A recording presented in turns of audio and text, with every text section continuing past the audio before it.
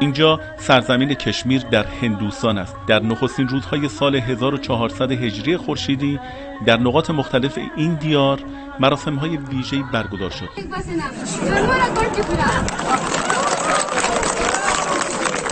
عده‌ای نمایش‌های طنز برای مردم اجرا کردند و برخی توانایی‌های خود را در تیراندازی با کمان به رخ یکدیگر کشاندند.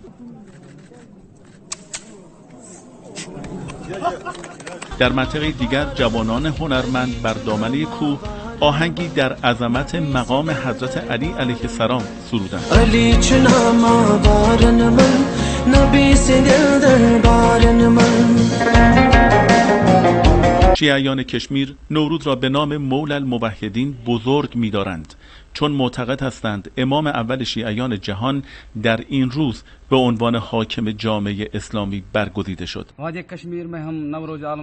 ما جشن نوروز را سالهاست که در دره کشمیر برگزار می‌کنیم. از وقتی قرنها پیش میر سید همدانی از ایران به کشمیر آمد، مردم اینجا تحت تأثیر تعالیم اسلامی و فرهنگ ایرانی قرار گرفتند. در ایام نوروز ما به خانه‌های فامیل و نزدیکان خود می‌رویم و آمدن بهار را به یکدیگر تبریک می‌گوییم. مردم کشمیر به ویژه شیعیان اینجا پیش از نوروز خانه تکانی می‌کنند و در روز عید لباس نو می‌پوشند.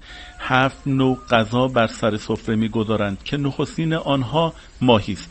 غذاهای نوروزی اینجا باید در ظروف گلی و روی چوب پخته شود. کشمیر کو هم سبھی جانتے ہیں ایران صغیر کہتے ہیں. کشمیر را ایران کوچک می‌نامند، چون فرهنگ ایرانی در اینجا بسیار تأثیر به جا گذاشته و مشهود است. مردم این منطقه جشن نوروز را ویژه برگزار می‌کنند.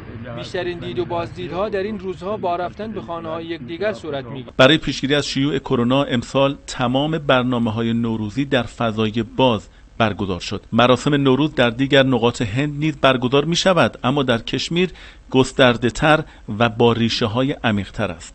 حسن عبدالملیکی، خبرگزاری صدا و سیما، دهلی 9.